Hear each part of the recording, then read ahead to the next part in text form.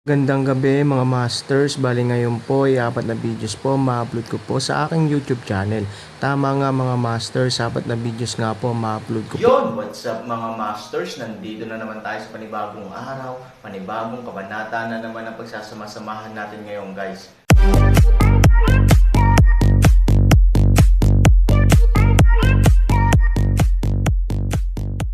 Bali mga masters, kung bago ka pa lang po sa aking YouTube channel, please click the subscribe button, lalong-lalo na po yung notification bell guys, para maging connected pa rin tayo sa isa't isa at maging updated kayo sa mga susunod ko pang video. Bali mga masters, bago natin umpisahan ng kwento ay mag-shoutout po muna tayo para sa mga solid nating tagapakinig. Shoutout kay Richard Vasquez at shoutout kay The Gamer Pajardo. Yun na nga mga masters, no? Bali hindi na ito patagalin. In 3, 2, 1, let's go! Mga master, magbabalik tayo sa pag-upload ng 4 na videos everyday simula ngayon araw. Salamat sa solid na pagsuporta mga master. Kabanata 3041 hanggang 3045. Hindi ko inaasahan na luluhod si Tangtang Nanggang Chenkyo. Matapos lumapit ang nakatagong figure kay Nanggang Chenkyo, bahagyang ngiting sabi niya. Para kay Nanggang Chenkyo, sa oras na ito, nawala ang kanyang mukha. Kapag pinagtawanan siya, magagalit siya ng husto. Ano ka ba na may karapatang pagtawanan ako? Tumayo si Nanggang Chenkyo at sinabi sa malamig na boses. Ang lalaki ay may suot na cap na may napakababang labi, na naging dahilan upang hindi makita ng mga tao ng malinaw ang kanyang hitsura. Gayunpaman, nakikita ni Nanggang Chenkyo ang bahagyang pataas na sulok ng kanyang bibig, na malinaw na tumatawa sa kanya. Maaari kitang tulungan kapag hindi kanya natulungan. Sabi nung lalaki, malamig na ngumiti si Nanggang Chenkyo. Kahit na ayaw niyang aminin ito sa kanyang puso, ang katotohanan ay ang katayuan ng Aaron sa Yanjing ay walang kapantay. Sa mga mata ni Nanggang Chenkyo, walang sino man ang maaaring magkaroon ng ganoong kakayahan maliban kay Nanggang Bolang na kwalipikadong harapin ang Aaron. At ang lalaking ito na lumilitaw ng walang dahilan ay naglakas loob na magsalita. Ano sa tingin mo? Ngayon ang Aaron ay protektado ng pamilya Yang at pamilya mo. Paano mo siya haharapin? Sabi ni Nanggang Chenkyo, sa kapangyarihan sa likod ko, dapat may alam ka tungkol sa pamilya Yao. Sabi nung lalaki, nang marinig ang salitang Yao, sumimangot si Nanggang Chenkyo. May narinig siya tungkol sa pananatili ni Yao Hanxing sa Pok. Pagkatapos ng lahat, sinubukan ni Yao Yuhai na maghanap ng paraan upang malutas ang problema noong una, ngunit kalaunan ay hindi ito naayos. Nabalitaan na may kaugnayan pa ito sa Aaron, ngunit hindi ito pinaniwalaan ni Nanggang Chenkyo. Pagkatapos ng lahat, ayon sa kanyang natutunan, sinaktan ni Yao Hanxing ang isang mamamatay na organisasyon sa Pok, paano pa nga ba makikitungo ang Aaron sa killer organization? Alam ko ang tungkol sa pamilya Yao. Sino ka? Tanong ni Nanggang Chenkyo. Miyembro ako ng killer organization. Nagalit sa amin ang Aaron sa bagay na ito, kaya nagpa siya kaming patayin siya ngayon, ngunit nakatagpo kami ng ilang maliliit na problema at kailangan namin ang iyong tulong. Sabi nung lalaki, gumagalaw ang puso ni Nanggang Chenkyo. Hindi niya inaasahan na makakahanap siya ng pagkakataon sa desperado na sitwasyon. Akala ko hindi gagawin ni Nanggang Bolang, kaya lang napapanood niya ang Aaron na lumaki at lumaki, pero ngayon ay may ganoong turning point, na nagpapakita na may pagkakataon pa. Bakit naman ako maniniwala sa'yo? Sabi ni Nanggang Chenkyo, may sama ng loob sa amin si Aaron dahil sa pamilya Yao. Gusto naming mamatay siya, at gusto mo rin siyang mamatay.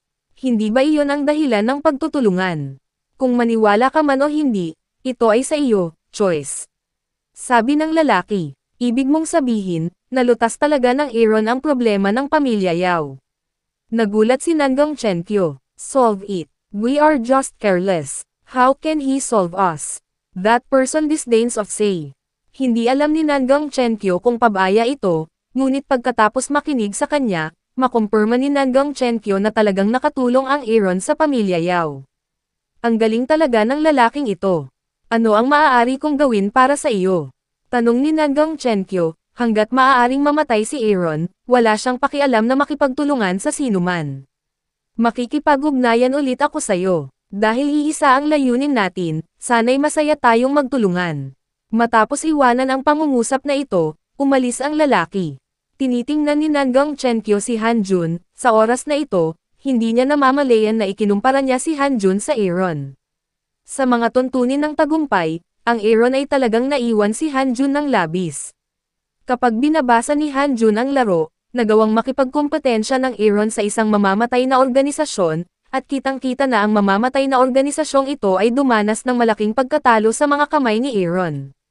Napabuntong hininga si Nangang Chenkyo. Siyempre, ang pagbubuntong hininga ay hindi nangangahulugan na madidismaya si Nangang Chenkyo kay Hanjun. Kung tutuusin, kung talagang aaminin niya na si Hanjun ay natalo ng Aaron, nangangahulugan ito na inamin niya ang kanyang pagkakamali. Sa pagiging paranoid ni Nangang Chenkyo, hinding-hindi niya ito iisipin. Lola, ano pong problema? Nang marinig ang buntong hininga ni Nangang Chenkyo, nagtanong si Hanjun. Wala lang. Sana talaga mapatay ng killer organization na ito si Aaron. Sabi ni Nangang Chenkyo, si Hanjun ay walang lakas ng loob na magsalita. Sa kanyang edad, takot na takot pa rin siya sa 4 na salitang, killer organization. Gusto pa niyang hikayatin si Nangang Chenkyo na huwag makipagtulungan sa taong iyon, para hindi magalit. Gayunpaman, hindi ito ginawa ni Hanjun, dahil alam din niya na kung gusto niyang patayin si Aaron, ang mamamatay na organisasyong ito ay maaaring gumanap ng isang mahalagang papel. Sa kabila, pagkatapos maghapunan sa pamilya Yang, umuwi si Aaron kasama si Shijing. Sa buong hapunan, hindi masyadong nag-usap sina Aaron at Yang Bin tungkol sa mabibigat na paksa. Home talk silang lahat, gayunpaman, sa home talk na ito, sinasamantala ni Yang Bin ang pagkakataon na ipakita ang kanyang saloobin sa Aaron paminsan-minsan, at umaasa na ang pamilya Yang ay makikipagtulungan kay Feng Chen sa lahat ng oras. Anak, hindi ko ini-expect na ganito kalaki ang naabot mo sa maikling panahon. Wala pang 1 buwan mula nang umalis ka sa pamilyahan. Bumantong hininga si Shijing at sinabing wala pang 1 buwan, napakaraming bagay ang nangyari. Kapansin-pansing nagbago ang pagkakakilanlan ni Aaron. Maging ang pattern ng Yanjing ay nagbago dahil sa Aaron. Ito ay isang bagay na hindi inaasahan ni Shijing. Iniisip ang pagtrato ni Aaron sa pamilyang Han, at pagtingin sa kasalukuyang katayuan ni Aaron, isang buntong hininga lamang ang puso ni Shijing. 1 buwan lang. Napabuntong hininga din si Han Sanchen na masyadong mabagal ang oras. Kailan kaya siya lumaki sa edad na 14? Kailan niya magagawang hawakan ang kamay ni Ivory at muling pumasok sa simbahan? Sa ganitong paraan mo lang mapapatunayan na ikaw ay makapangyarihan. Wala pang 1 buwan ang nakalipas, sino ang hindi nakakaalam ng pangalan mo sa Yanjing ngayon? Nakangiting sabi ni Shijing na kahit ang mga taong nakakakilala sa Aaron ay tinatrato siya noon bilang isang basura, ngunit ngayon, walang nakakaalam ng Aaron, at hindi na siya ituturing na basura, pangalan, katayuan, hindi napakahalaga sa akin. Wala akong pakialam sa mga bagay na ito, sabi ni Aaron. Sa pagtingin sa ekspresyon ni Han Sunny nang walang pagnanasa, si Shijing ay nagtanong, anong pakialam mo? Bumalik sa buhay, ang mahalaga sa Aaron ay hindi nagbago. Si Ivory pa rin. Gayunpaman, ang taong ito, sa oras na ito, ay hindi angkop na banggitin si Shijing. Kung hindi alam ni Aaron kung paano ito ipaliwanag, wala. Umuwi ka na, sabi ni Aaron. Pagdating sa bahay, natigilan sila sa tanawin sa pintuan. 12 ng bulaklak ang nakatambak sa pintuan, pati ang daan ay selyado, at kahit ang paa ay hindi matagpuan. Bawat bungkus ng mga bulaklak, gamit ang isang card, kinuha ni Shijing ang isa, ay isang pag-amin sa Aaron salita, hayaan si Shijing na hindi matuwa, mukhang alam na ng mga baliw mong tagahanga na dito ka nakatira. Sabi ni Shijing. Si Shijing ay nasa mood pa ring magbiro, ngunit ang Aaron ay wala sa mood. Kahit makita niya ang bouquet sa pintuan ay sakit ng ulo niya. Tapos ngayon lang siya lumipat, hindi pa naman mainit. Kapag ang daming nakakaalam kung saan siya nakatira, hindi na ba siya lilipat ulit? Ma, huwag mo akong pagtawanan. Ang daming bulaklak, hindi pwedeng itambak sa pinto. Walang magawang sabi ni Aaron. Imposible yan. Nakangiting sabi ni Shijing, para sa anak ko ito. Siyempre, gusto kong ilagay sila sa bahay at mag-enjoy. Hindi, gusto mong iuwi silang lahat. Aaron nagtanong sa pangingilabot, sa kanyang opinyon, ang basura ay ang pinakamahusay na pagmamayari ng mga salitang ito, kung ilalagay mo ito sa bahay, hindi mo maaaring manigarilyo ang mga taong nahihilo. Ngunit walang pakialam si Shi Jing. Nagsimula siyang maglipat ng mga bulaklak, at wala siyang planong magpakawala. O kaya sa villa ay sapat na malaki, kung hindi, napakaraming mga bulaklak ay talagang hindi makahanap ng isang lugar upang ilagay. Nakaupo si Aaron sa sofa sa sala at ayaw tumulong. Dahil payag si Shi Jing, hahayaan niya siyang gumawa ng sarili niyang trabaho. Ngayon ang kanyang reputasyon sa Yanjing ay naging mas at mas sikat, at ang kampyon na kandidato ng Wuji Summit ay halos nakatadhana na maging kanya, na nangangahulugan na ang Aaron ay magkakaroon ng mas maraming problema sa susunod na pagkakataon. Yung mga baliw na babaeng fans, isa lang sa problema. Natatakot si Han Sanchen na masira ng mga negosyante ang threshold. Para sa mga bagay na ito, si Han Sanchen, na sanay na maging isang shake-off na tindera, ay tiyak na hindi handang harapin ang mga ito. Kaya tinawag niya si Chinlin. Mayroon bang maraming mga kumpanya na naghahanap ng kooperasyon kamakailan? Tanong ni Aaron kay Chinlin. Kitang-kita sa opisina ang mga itim na mata ni Chinlin. Malinaw, walang sapat na oras ng pahinga. Ang dahilan nito ay napakaraming kumpanya ang gustong makipagtulungan sa Fengchen. Anuman ang lakas ng kabilang kumpanya o ang direksyon ng pakikipagtulungan, mahigpit na kinokontrol ni Chinlin ang kanyang sarili, kaya kakaunti ang oras ng pahinga araw-araw. Boss, huwag kang mag-alala, ngayon ang kumpanya ay walang pagkukulang ng anumang kooperasyon, maraming mga dokumento ng pakikipagtulungan ang nasa harap ko, naghihintay na makita ko. Sa desk, may mga bundok ng mga dokumento, na lahat ay nangangailangan ni Chinlin na dumaan sa layunin ng personal. Dapat kong sabihin na ito ay isang malaking workload. Tiningnan ni Aaron ang oras, at ngayon ay oras na para umalis sa trabaho. Gayunpaman, si Chinlin ay tila nag-overtime sa kumpanya. Nasa kumpanya ka pa ba?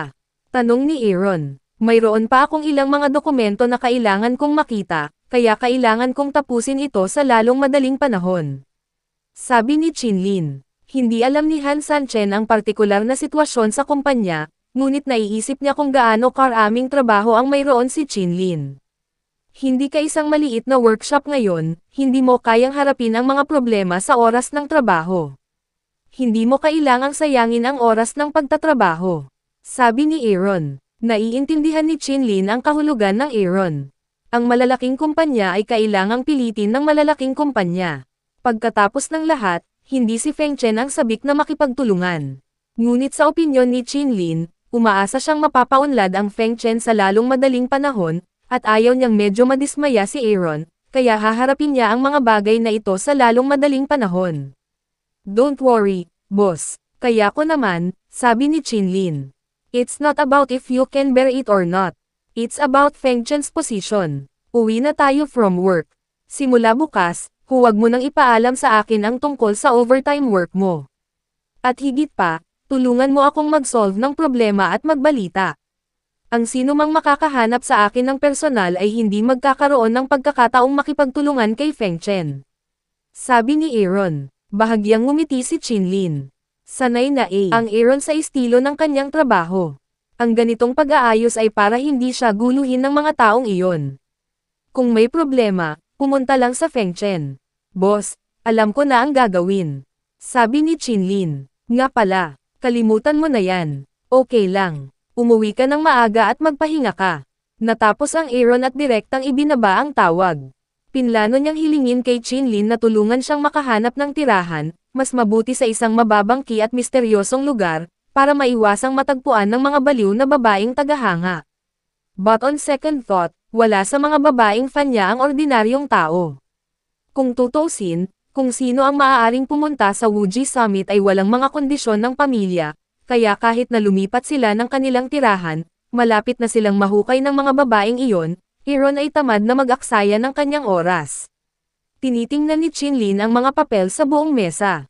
Bagamat gusto pa niyang harapin ang mga problemang ito sa lalong madaling panahon, dahil nagsalita na ang amo, makakauwi na lamang siya. Higit pa rito, tama ang sinabi ni Aaron. Ang posisyon ni Fengchen ay isang tanong. Ang Fengchen ngayon ay hindi isang maliit na kumpanya na dating naghahanap ng kooperasyon sa lahat ng dako, at hindi na si Chinlin ang taong namamahala sa kumpanya. Ngayon ang kanyang posisyon ay ganap na nabago, at hindi na kailangan para sa kanya na kumpletuhin ang mga kumpanyang ito sa lalong madaling panahon. Kahit nahayaan silang maghintay, sino ang maglalakas loob na magreklamo? Kasabay nito, ang dinastiyang Haitian, isang napakatanyag na nightclub sa Yanjing, ay puno ng mga upuan sa ilalim ng musika. Kahit na sa mga pista opisyal o karaniwang araw, ang dinastiyang Haitian ay hindi magiging malungkot. Bukod dito, maraming mga sikat na dilag dito, kaya maaari silang makaakit ng isang malaking bilang ng mga mangangaso upang gumastos. Bukod dito, halos lahat ng mga mangangaso na ito ay may pambihirang pamilya. Halimbawa, gustong-gusto sila ng mga taong tulad ni Wang Lingqi. Gayunpaman, ang Wang Lingqi ngayon ay malinaw na medyo nalulumbay. Umiinom siya ng alak, at wala man lang babae sa paligid niya. Ito ay isang kakaibang bagay para sa young master na si Wang. Kung tutuusin, konti pa rin ang pumupunta sa nightclub para lang mag-inuman, karamihan sa mga ito para lang sa mga babae. Lawang, may nagawa ka na para mawala ang konsensya mo. Mukha kang nalulungkot. Sino ang buntis? Isang binata ang lumapit kay Wang Lingqi at nakangiting nagbiro na siya ang mabuting kaibigan ni Wang Lingqi na si Yang Fei, na tinawag ang kanyang sarili bilang munting prinsipe ng nightclub. Kahit na siya ay isang self-styled na pangalan, si Yang Fei ay may ilang kakayahan sa bilog ng mga nightclub. It was no problem to call hundreds of women casually, "Put your mother's bullshit. This kind of placewoman also deserve to be pregnant with my child." Sabi ni Wang Lingqi na may paghamak. Umupo si Yang Fei sa tabi ni Wang Lingqi at nagtanong gamit ang kanyang balikat, dahil hindi siya buntis ng isang bata, ano ang problema? Paano niya magagawang mawalan ng mood si Young Master Wang na sunduin ang mga babae? Humigop ng muggy wine si Wang Lingqi. Ang dahilan kung bakit masama ang pakiramdam niya ay nauugnay sa Aaron. Ngayon ay napipilitan siyang humingi ng tawad sa Aaron, na napakahirap tanggapin ni Wang Lingqi, ngunit kung hindi niya ito gagawin, hindi siya makakakuha ng anumang pera sa bahay ni Wang nang magyabang siya sa harap niya. Hindi alam na ang posisyon ni Aaron ay parang nakaupo sa isang rocket sa panahong ito. Yun na nga mga masters, no? Bali panibagong kabanata na naman yung natapos natin ngayong gabi. Muli, maraming salamat po talaga sa walang sawang suporta po sa aking YouTube channel na talagang inaabangan nyo po ang bawat upload ko po. Bali mga masters, magkita-kita ulit po tayo bukas ng gabi at ngayon po ay magpapaalam po muna tayo. Bali mga masters, bye-bye!